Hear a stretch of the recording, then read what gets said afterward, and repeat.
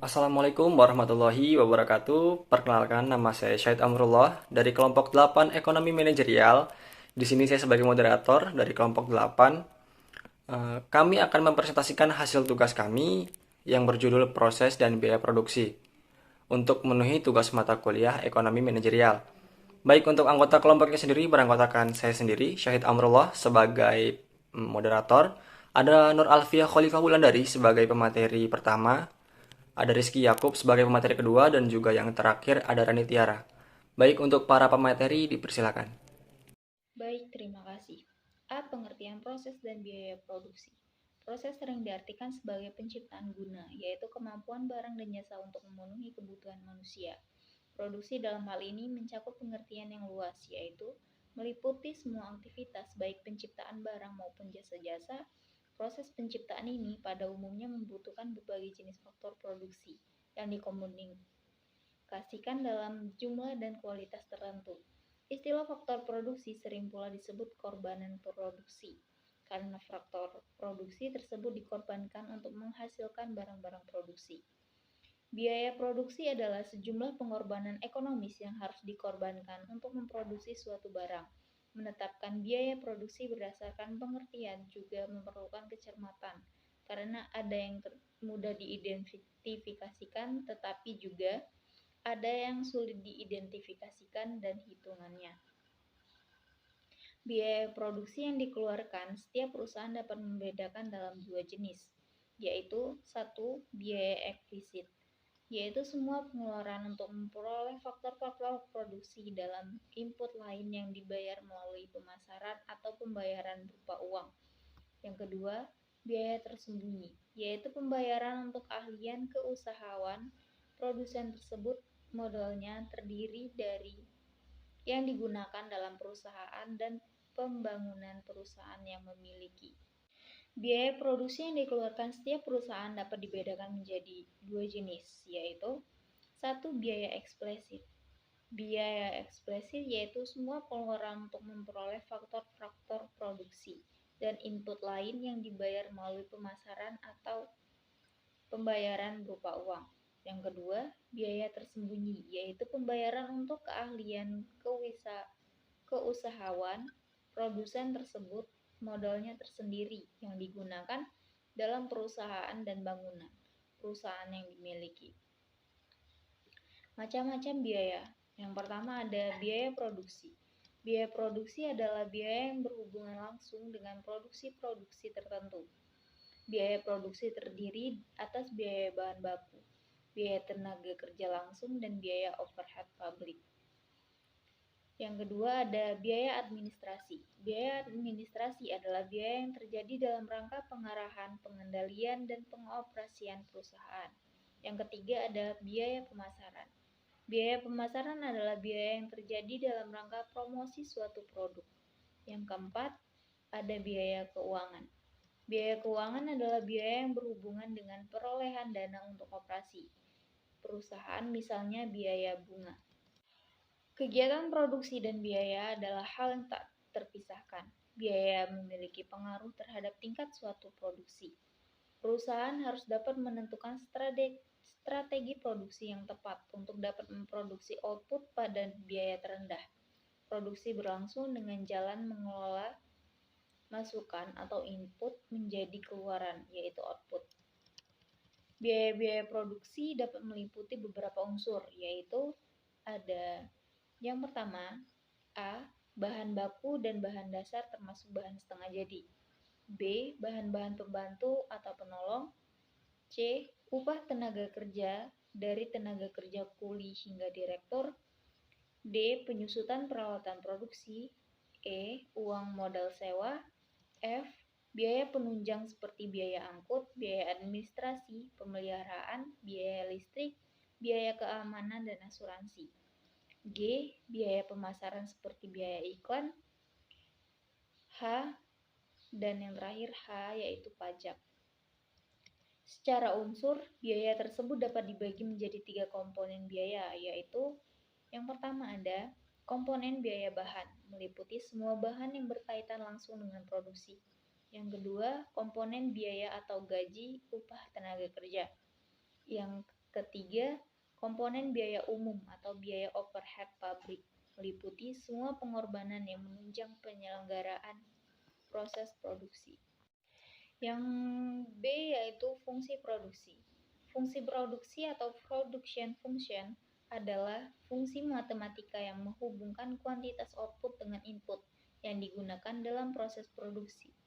Biasanya ekonom menganggap modal dan tenaga kerja adalah satu-satunya input produksi. Persamaan umum untuk fungsi produksi adalah Q sama dengan F dikali K dikali L, di mana Q adalah jumlah output, L adalah tenaga kerja, dan K adalah modal. Mari kita ambil fungsi produksi sederhana sebagai contoh, yaitu Q sama dengan K ditambah L. Dari persamaan tersebut, perusahaan dapat menghasilkan output 5 unit menggunakan 2 unit modal dan 3 unit tenaga kerja. Ketika tenaga kerja ditingkatkan menjadi 5 unit, output meningkat menjadi 7 unit atau 2 unit meningkat. Selanjutnya, ketika modal ditinggalkan menjadi 5 unit, output meningkat sebesar 8 unit atau 3 unit meningkat. Dari fungsi ini, output meningkat secara proporsional dengan setiap unit input tambahan. Di bidang ekonomi, kami menyebutnya skala pengembalian konstan. Yang C yaitu keputusan jangka pendek versus jangka panjang. Jangka pendek yaitu jangka waktu di mana sebagian faktor produksi tidak dapat ditambah jumlahnya. Sedangkan jangka panjang yaitu jangka waktu di mana semua faktor produksi dapat mengalami perubahan. Biaya faktor produksi dalam jangka pendek. Kalau dalam jangka pendek ada faktor produksi tetap dan faktor produksi berubah, maka dengan sendirinya biaya produksi yang ditimbul oleh proses produksi juga menyangkut biaya tetap dan biaya variabel. Yang dimaksud biaya tetap adalah biaya yang jumlahnya tidak tergantung dari banyak sedikitnya jumlah output. Bahkan, bila sementara produksi dihentikan, biaya tetap ini harus tetap dikeluarkan dalam jumlah yang sama. Selanjutnya itu biaya jangka panjang. Sebagaimana telah dikemukakan dalam konsep produksi jangka panjang, bahwa dalam produksi jangka panjang semua input diperlukan sebagai input variabel, jadi tidak ada input tetap. Maka dalam konsep biaya jangka panjang, semua biaya dianggap sebagai biaya variabel atau variable cost. Tidak ada biaya tetap. Dalam jangka panjang, perusahaan dapat menambah semua faktor-faktor produksi yang akan digunakan oleh perusahaan. Selanjutnya yaitu biaya total dalam jangka panjang. Jangka panjang dalam pengertian ini tidak ada terkait dengan waktu. Penyebutan jangka panjang oleh para ekonom menandai suatu proses produksi di mana sumber daya yang digunakan tidak ada lagi yang bersifat tetap. Semua sumber daya yang digunakan dalam proses produksi bersifat variabel atau jumlahnya dapat berubah.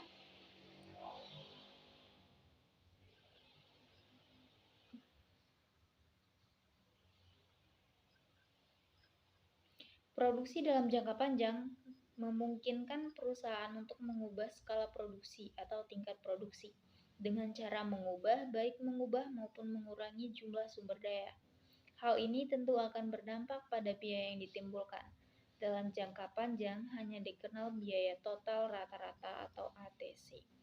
Baik, terima kasih. Baik, selanjutnya ada ukuran produktivitas. Pengukuran produktivitas merupakan suatu alat manajemen yang penting di semua tingkatan ekonomi. Pengukuran produktivitas berhubungan dengan perubahan produktivitas sehingga usaha-usaha untuk meningkatkan produktivitas dapat dievaluasi. Pengukuran dapat juga bersifat prospektif dan sebagai masukan untuk pembuatan keputusan strategik. Pengukuran produktivitas adalah penilaian kuantitatif atas perubahan produktivitas. Tujuan pengukuran ini adalah untuk menilai apakah efisiensi produktif meningkat atau menurun. Hal ini berguna sebagai informasi untuk menyusun strategi bersaing dengan perusahaan lain. Menurut Browser menjelaskan bahwa ukuran produktivitas bisa dilihat dengan cara yaitu produktivitas operasional dan produktivitas finansial.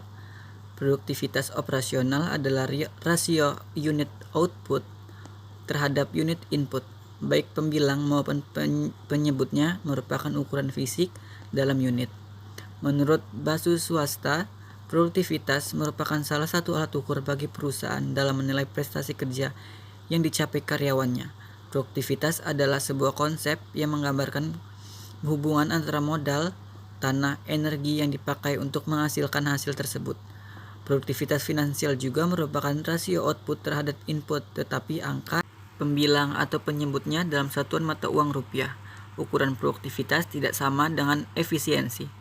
Efisiensi merupakan ukuran dalam membandingkan penggunaan input yang direncanakan dengan realisasi penggunaan masukan. Jika masukan yang sebenarnya digunakan makin besar, penghematannya maka tidak efisiensi semakin tinggi. Menurut Hasibuan, produktivitas merupakan perbandingan antara keluaran dan masukan serta menggunakan cara pemanfaatan baik terhadap sumber dalam memproduksi suatu barang atau jasa. Dari pengertian di atas dapat disimpulkan bahwa pribadi yang produktif menggambarkan potensi, persepsi dan kreativitas seseorang yang senantiasa ingin menyumbangkan kemampuannya agar bermanfaat bagi diri dan lingkungannya. Selanjutnya ada tipe-tipe dasar pengukuran produktivitas menurut Blosser. Yang pertama, produktivitas parsial atau partial productivity, sering juga disebut produktivitas faktor tunggal atau single factor productivity, yaitu menunjukkan produktivitas faktor tertentu yang digunakan untuk menghasilkan keluaran. Faktor tersebut hanya berupa yang pertama, produktivitas bahan baku sama dengan berdasarkan rasio output terhadap input bahan baku. Yang kedua, produktivitas tenaga kerja sama dengan berdasarkan rasio output terhadap input tenaga kerja. Yang ketiga, produktivitas material berdasarkan rasio output terhadap input material. Yang keempat, produktivitas energi sama dengan berdasarkan rasio output terhadap input energi.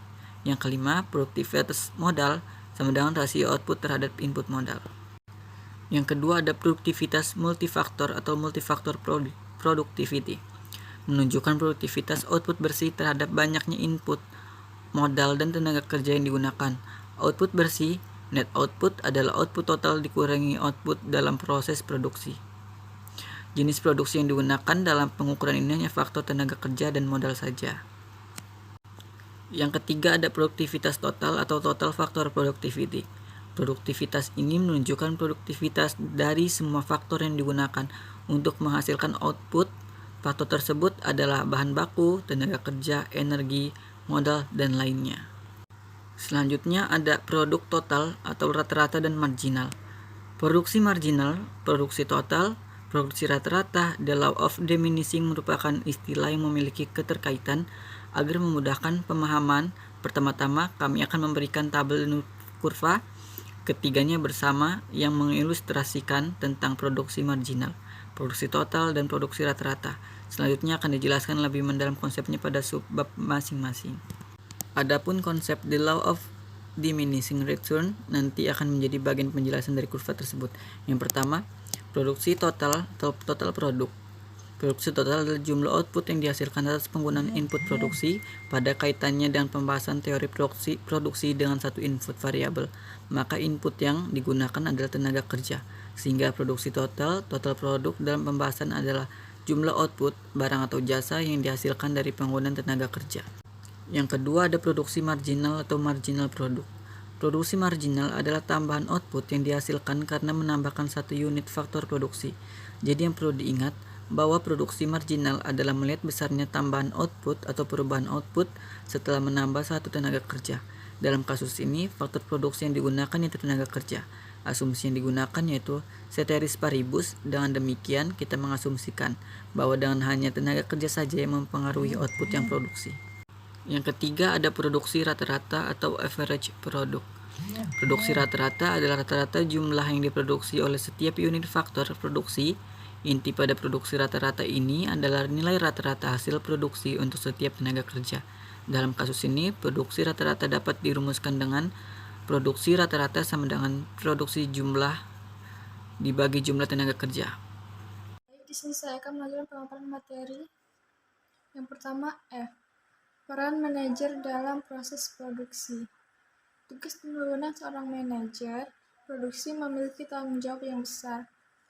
Peran atas manajer teknis penjualan sehingga pendahuluan proses produksi berjalan dengan baik dan efisien. Ada beberapa tugas dan tanggung jawab yang harus dipenuhi oleh seorang manajer produksi. Yang pertama ada merencanakan suatu rencana produksi dalam mengorganisasikan jadwal. Dalam produksi, sistem produksi manajer memiliki wewenang dalam mengorganisasikan sistem produksi tersebut. Yang kedua yaitu merencanakan dan mengendalikan suatu pengorganisasian, pengadaan, dan persediaan barang produksi tersebut. Yang ketiga ada melakukan pengawasan terhadap segala proses produksi tersebut agar berjalan dengan lancar dan tidak ada kendala dalam melakukannya produksi tersebut. Yang keempat ada produksi pengawasan terhadap alat mesin produksi yang digunakan juga harus dipertikaikan atau diproduksikan dengan baik. Yang kelima ada menentukan standar kualitas produksi tersebut agar kualitasnya terus meningkat. Yang keenam ada membuat jadwal terhadap sistem produksi tersebut ya. Yang ketujuh ada menentukan pengorganisasian dengan klien. Yang kedelapan dengan melakukan inovasi dalam menghubungkan proses produksi tersebut. Yang G berproduksi pada fungsi produksi. Fungsi produksi menghasilkan keluaran maksimal yang mesin dapat diproduksi dengan masukan tertentu. Yang H menggunakan level masukan yang tepat. Untuk memaksimalkan laba, seorang manajer harus memasukkan masukan pada tingkatan di mana manfaat maksimal sama dengan biaya manajerial. Jadi seorang manajer produksi itu harus efisien dalam melakukan produksi pada perusahaan tersebut agar perusahaan tersebut bisa maksimal. Sistemnya harus tanggung jawab terhadap perusahaan tersebut, terhadap segala proses produksi. Ya, produksi itu harus digunakan juga harus tanggung jawab. Sekian pemaparan materi saya. Terima kasih. Baik, terima kasih untuk para pemateri yang sudah menyampaikan materi. Itulah tadi presentasi dari kelompok 8 tentang proses dan biaya produksi. Kami mohon maaf jika ada kesalahan. Saya sebagai moderator, saya akhiri. Wallahul muwaffiq ila aqwamit thoriq. Wassalamualaikum warahmatullahi wabarakatuh.